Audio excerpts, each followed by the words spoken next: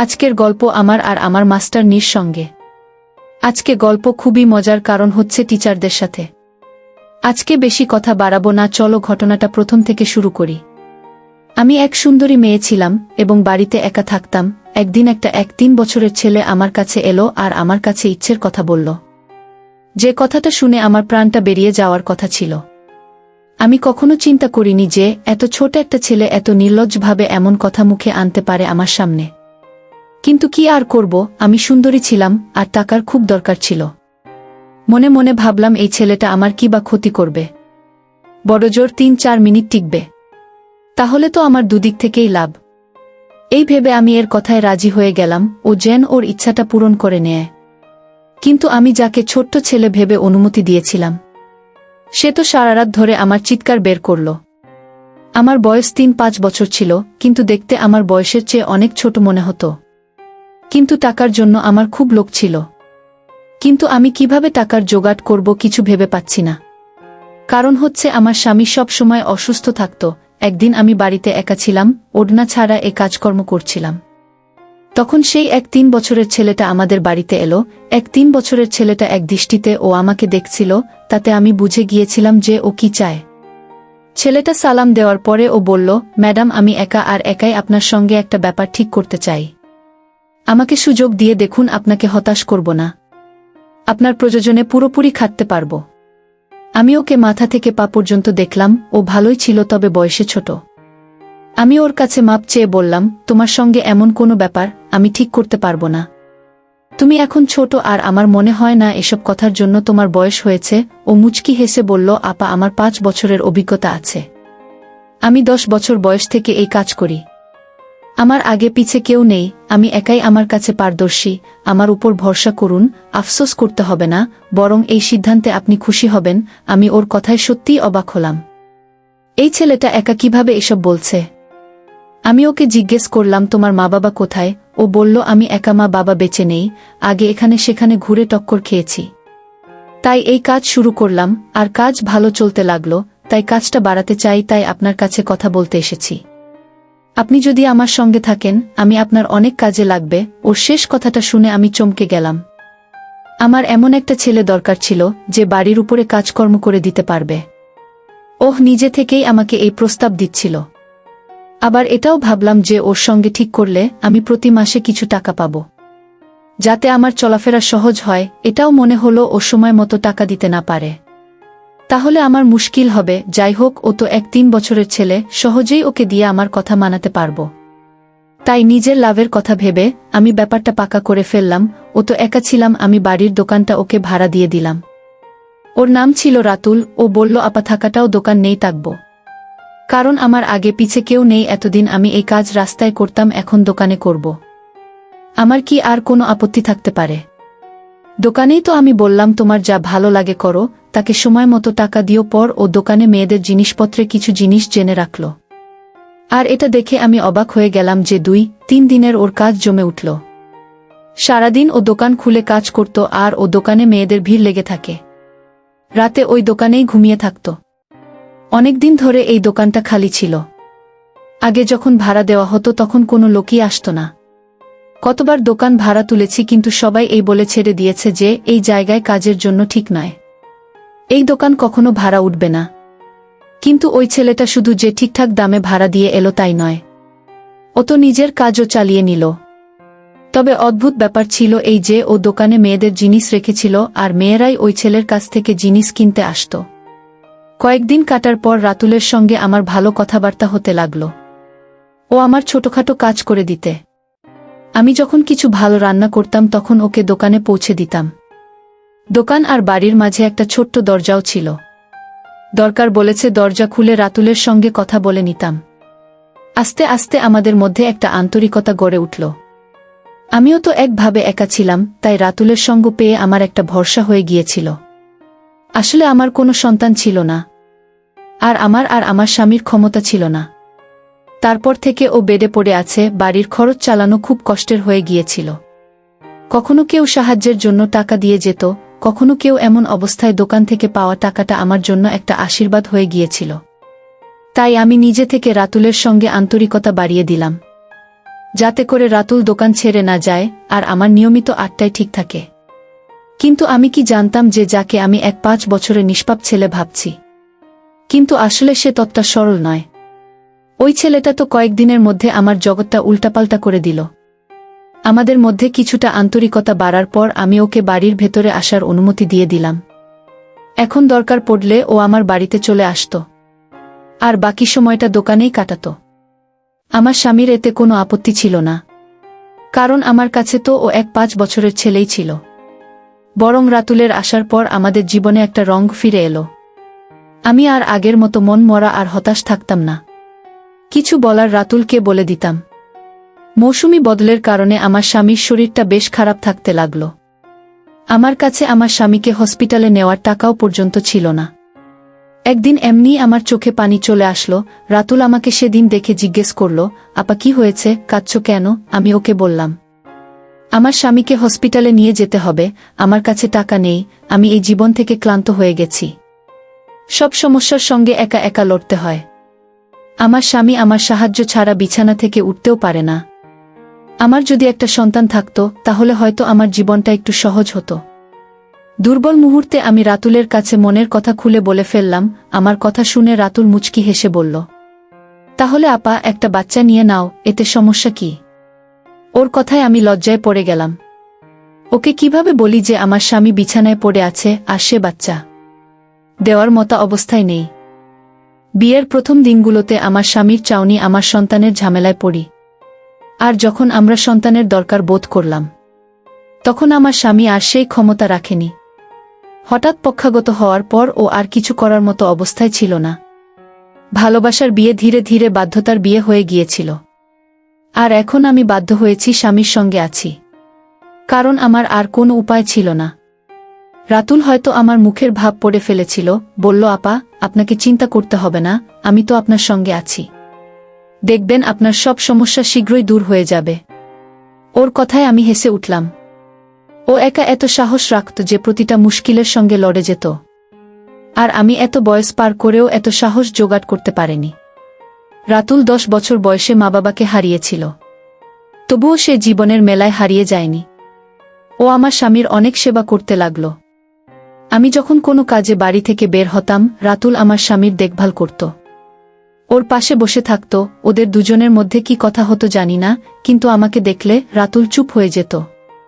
রাতুল আমাকে কথা দিয়েছিল যে ও আমার সব কমতি পূরণ করে দেবে। আর ওর এই কথায় আমি হেসে উঠেছিলাম। আমি একটা সন্তান চাইতাম। আমার জীবনে সন্তানের অভাবটা পূরণ করতে চাইতাম। কিন্তু রাতুল তারা কিভাবে পূরণ করবে? ওর খুশির জন্য আমি মুখে হাসি ঝুলিয়ে রেখেছিলাম। তারপর এই কথার কয়েকদিন কাটতেই আমি নিজের মধ্যে একটা পরিবর্তন পেতে লাগলাম। আমার শরীর বেশ খারাপ হলে রাতুল আমাকে টাকা দিল। বলল, আপা ডাক্তারের কাছে যাও। ওর কথায় আমি ডাক্তারের কাছে গেলাম, আর সেখানে গিয়ে আমার উপর আশ্চর্যের পাহাড় ভেঙে পড়ল। জানতে পারলাম আমি গর্ভবতী। এটা কিভাবে সম্ভব? আমার স্বামী তো সেই ক্ষমতা ছিল না যে ও আমাকে সন্তানের মা বানাবে। তাহলে আমি কিভাবে গর্ভবতী হলাম? হাত কাঁপতে কাঁপতে রিপোর্ট নিয়ে বাড়ি ফিরলাম। বাড়ি এসে ভয়ে ভয়ে আমার স্বামীকে বললাম। ও মুচকি হেসে বলল, হয়তো আমি এখন সেই ক্ষমতা ফিরে পেয়েছি যে একটা সন্তানের বাবা হতে পারি। আল্লাহ যদি আমাদের এই সুখ খবর দিয়ে থাকেন, তাহলে হাসি মুখে এটা কবুল করো। আমার স্বামীর কথা আমি অবাক হয়ে গেলাম। সত্যি কি আমি আমার স্বামীর সন্তানের মা হতে চলেছি? এটা এমন একটা কথা ছিল যে আমার বিশ্বাসই হচ্ছিল না। আমার স্বামীর অবস্থা তো কোনো বিবর্তন দেখিনি। তাহলে এটা কিভাবে সম্ভব? যাই হোক, আমি এটা মেনে নিলাম যে আমি আমার স্বামীর সন্তানের মা হতে চলেছি। এখন থেকে আমি নিজের খেয়াল রাখতে লাগলাম। রাতুল ও এটা জানতে পেরে খুব খুশি হল। ওর ঘরে সন্তান আসছে। ও দোকান থেকে ফ্রি হয়ে আমার বাড়িতে আসত। আমার স্বামীকে গোসল করানোর কাজ ও নিজের কাঁধে তুলে নিয়েছিল। আমার স্বামীকে সেবায় বেশি সময় দিতে লাগল। আগেও আমির কাছে এসে অনেকক্ষণ বসত। তাই আমার মনে হতো রাতুলের আসার কারণে আমার জীবন বদলে গেছে। ওহ, এখন আমার জন্য কখনো ফল আনত, কখনো জুস আনত। ওর দোকান ঠিকঠাক চলছিল। এভাবে দিনের পর দিন কেটে গেল। তারপর পুরো 9 মাস পর আমি একটা সুন্দর সন্তানের জন্ম দিলাম, যে আমার মতো নয়, আমার স্বামীর মতো নয়। আশ্চর্যের ব্যাপার, সে হুবহু রাতুলের মতো দেখতে। আমি কখনো আমার সন্তানের মুখ দেখতাম, কখনো রাতুলের, তারপর রাতুল নিজেই হেসে এমন কথা বলল যে আমি চমকে গেলাম। ও বলল, আপা, আপনি দিনরাত আমাকে এত দেখেছেন যে আপনার সন্তানও আমার মতো দেখতে লাগছে। বলে না, গর্ভের সময় মা যাকে বেশি দেখে সন্তান তার মতো হয়। ওর কথায় আমি শুধু চমকাইনি, লজ্জাও পেলাম। এত কম বয়সে ওর এসব ব্যাপারেও জানাশোনা আছে। আমার কোলে সন্তান এসে গেল। আমার খুশির আর সীমা ছিল না। সন্তানকে নিয়ে বাড়ি ফিরলাম, যেন আমার জীবনে বসন্ত ফিরে এলো। কিন্তু এখন খরচ আগের চেয়েও বেড়ে গেল। বুঝতে পারছিলাম না এই খরচ কিভাবে চলবে। তারপর রাতুলি আমাকে সন্তানের খরচের জন্য টাকা দিতে লাগল। আমার আর আমার বাচ্চার পুরো দায়িত্বটাই রাতুলি তুলে নিয়েছিল। শুধু আমার আর আমার বাচ্চার কেন, স্বামীর কাছেও পর হয়ে থাকেননি। আমি তো ওকে ছোট ভাইয়ের মতো আদর করতে শুরু করেছিলাম, কারণ ওর জন্য আমাদের দিনগুলো ভালো হয়ে উঠছিল। তারপর আমার বাচ্চাটা 6 মাসের হলো, আর আমি জানতে পারলাম আমি আবার গর্ভবতী। আবারও হতভম্ব হয়ে গেলাম, আমি এত তাড়াতাড়ি আমি কিভাবে দ্বিতীয়বার গর্ভবতী হলাম। আমার বিয়ের প্রায় এক বছর হতে চলল, কিন্তু এতদিন একবারও আমি গর্ভবতী হইনি। আমার অনেক ভয় হচ্ছিল, এত তাড়াতাড়ি দ্বিতীয় সন্তানের দায়িত্ব আমি কিভাবে নেব। আমার প্রথম বাচ্চাটাই তো এখনো ছোট, তার উপর স্বামীর দায়িত্ব আলাদা। এই চিন্তা আমি ডুবেছিলাম। তখন আমার স্বামী আমাকে বোঝালো, বল, যখন আল্লাহর পক্ষ থেকে আবার নেয়ামত আসছে তখন তা ফিরিয়ে দিও না, গ্রহণ করো। যেমন প্রথম বাচ্চাটা জন্ম নিয়ে আমাদের কাছে এসেছে, তেমন দ্বিতীয়টা চলে আসবে। তখন আমি মাথা নিচু করে আমার স্বামীকে বললাম, আমাদের দায়িত্ব তো রাতুলের কাঁধে। ও আমাদের কেউ না। এখন এই বাচ্চা আসলে তার খরচ রাতুলের কাঁধে পড়বে। তারপর আমার দ্বিতীয় সন্তানও এই দুনিয়ায় এলো। 2 বাচ্চার মধ্যে আমি এতটাই ব্যস্ত হয়ে পড়লাম যে আমার স্বামীর খেয়াল রাখতে সময় পেতাম না। আমার স্বামীকে তো রাতুল পুরোপুরি সামলে নিয়েছিল। সময়টা খুব দ্রুত কেটে যাচ্ছিল। এখন আমার আর রাতুলের সম্পর্ক এতটা বন্ধুত্ব হয়ে গিয়েছিল যে আমরা ওকে ওপরের সঙ্গে মনের সব কথা বলতে পারতাম। আমি সারাদিন বাচ্চাদের পেছনে পড়ে থাকতাম, আর রাতে ক্লান্ত হয়ে গভীর ঘুমে ঢলে পড়তাম। রাতুল প্রায় রাতে আমার বাচ্চাদের দেখাশোনা করতে আসত। ও তাদের নিজের সঙ্গে শুয়েই দিত। এটা আমার কাছে খুব অবাক করার মতো ছিল। একটা 5 বছরের ছেলে কিভাবে সারারাত 2টো বাচ্চাকে এত সহজে সামলাতে পারে। রাতুল কখনো আমার কাছে অভিযোগ করে নেয়নি যে বাচ্চারা ওকে বিরক্ত করে বা ওর ঘুম নষ্ট হয়। বরং ও খুব খুশি মনে আমার বাচ্চাদের নিয়ে যেত, আর আমিও একটু শান্তির নিঃশ্বাস ফেলতে পারতাম। সব রকম দায়িত্ব রাতুলি তুলে নিয়েছিল, আমার হোক বা বাচ্চাদের। এত কম বয়সে ও আমাদের পুরো সংসার চালাচ্ছিল। কিন্তু আমার লজ্জা লাগত, কারণ ও তো আমাদের একেবারে পর। হঠাৎ একদিন রাতুল কোনো কাজে আমার ঘরে ঢুকে পড়ল। ও এমনিতে আমার ঘরে বিনা দিতাই ঢুকে আসত। আমার কথাটা ও শুনে ফেলল। তারপরে রাতুল চোখে পানি নিয়ে বলতে লাগল, আপনি আমাকে পর মনে করেন? আমি তো আপনাদের আমার সব কিছু ভেবে নিয়েছি। আমি আপনাদের জন্য সব করতে পারি। আমি জেনে গেছি আপনি আবার গর্ভবতী। আপনি নিজের খেয়াল রাখুন, খরচের চিন্তা কখনোই করবেন না। আপনার দোকানে অনেক বরকত আছে, আর আপনার ভাগ্য আমি এসব পাচ্ছি। ও সব সময় এমন কথা বলতো, তাই ও আমার কাছে আরও বেশি ভালো লাগত। 3 সন্তানের মা হওয়ার পর আমি পুরোপুরি বদলে গিয়েছিলাম। আমার মধ্যে আগের মতো বিষণ্ণতা আর ছিল না। সারাদিন কিভাবে কেটে যেত টেরি পেতাম না। এমনকি আমি আমার স্বামীকে অবহেলা করতে শুরু করেছিলাম। এক রাতে আমার 3টে বাচ্চা খুব বেশি বিরক্ত করছিল। তখন রাতুল এসে বলল, আপা, এদেরকে আমাকে দিয়ে দিন, আপনি আরামে ঘুমান। আমি খুশি মনে বাচ্চাদের রাতুলের হাতে তুলে দিলাম। ও সব সময়ের মতো আমার জন্য দুধ নিয়ে এসেছিল। আমার দিকে দুধের গ্লাস এগিয়ে দিয়ে বলল, নিজের খেয়াল রাখুন। আমি গ্লাসটা হাতে নিয়ে রাতুলকে ধন্যবাদ দিলাম। ও বাচ্চাদের নিয়ে চলে গেল, কিন্তু হঠাৎ আমার হাত থেকে দুধের গ্লাসটা পড়ে গেল। আমার কাজ বেড়ে গেল। আবার ঘর পরিষ্কার করলাম। তারপর বিছানায় শুয়ে পড়লাম। কিছুক্ষণ পর আমার মনে হলো যেন ঘরে কেউ আছে। আমার বিশ্বাস আটকে যাচ্ছিল, মনে হচ্ছিল যেন কোনো চোর ঢুকেছে। তারপর আমার বিছানার কাছে কারো উপস্থিত টের পেলাম। কেউ যেন আমার শরীর নিয়ে খেলতে চাইছে। আমি উঠে বসলাম আর চিৎকার করে উঠলাম। আমার চিৎকার স্বামীর ঘুম ভেঙে গেল। ঘরের আলো জ্বালালাম, যা দেখলাম তাতে আমার রুম খুব দাঁড়িয়ে গেল। আমাদের পাড়ারই একটা লোক উপর ঝুঁকে পড়তে আমার পাশে দাঁড়িয়েছিল। ওকে দেখে আমি হতবাক হয়ে গেলাম। প্রথমেও লজ্জা পেল, তারপর বলতে লাগলো, আপা, আমি কিছু করিনি। আপনার স্বামী আমাকে নিজে অনুমতি দিয়েছিলেন যে আমি প্রতি রাতে আপনার সঙ্গে সওদা করি। তাই আমি কোনো না কোনো গ্রাহক খুঁজে আনতাম। সৌদাপ করতাম, টাকা নিতাম, তারপর সেই টাকা আপনাদের উপর খরচ করতাম। আসলে বাড়ির অবস্থার কারণে আপনার স্বামী খুব চিন্তায় ছিলেন। ও কোনোভাবে এই সমস্যা থেকে মুক্তি পেতে চাইছিলেন। যখন ও জানতে পারলেন আমি মেয়েদের কেনাবেচার কাজ করি, তখন ও নিজেই আমাকে এই অনুমতি দিয়েছিলেন। রাতে আপনার ঘরে আমি থাকতাম। আমি আপনার সম্মান নিয়ে খেলতে চাইছিলাম। আমার চিৎকার শুনে রাতলু দৌড়ে এসে পড়ল। ওকে দেখে লোকটা বলল, রাতুল, তুই তো বলেছিলি এ হুঁশে থাকবে না। আমি সহজে আমার ইচ্ছা পূরণ করতে পারব, কিন্তু এ তো জেগে আছে। লোকটার কথা শুনে আমার পায়ের পাতার মাটি সরে গেলে রাতুল ঘাবড়ে আমার দিকে তাকাতে লাগল। আমার বুঝে আসছিল না এটা কি ব্যাপার। লোকটার রাগে গালি দিতে দিতে চলে গেল। আমি ঘৃণা ভরে রাতুলের কাছে জানতে চাইলাম, এসব কি? তখন রাতুল বলল, আপনার স্বামীর কাছে এত টাকা ছিল না যে তিনি এই সংসার চালাতে পারেন। তাই তিনি আমাকে বাধ্য করেছিলেন আপনার সঙ্গে সওদা করতে। যখন কোনো গ্রাহক পেতাম আমি আপনার বাচ্চাদের নিয়ে যেতাম, আর দুধে ঘুমের ওষুধ মিশিয়ে আপনাকে দিতাম।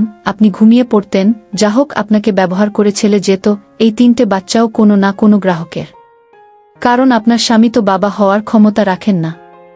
আমি আপনার সঙ্গে কোনো অন্যায় করিনি। আপনার স্বামী যা বলেছেন আমি তাই করেছি। ওর ইচ্ছায় আমি আপনাকে বিক্রি করেছি। এসব শুনে আমার শরীর কেঁপে উঠল। আমি হতভম্ব হয়ে স্বামীর দিকে তাকালাম।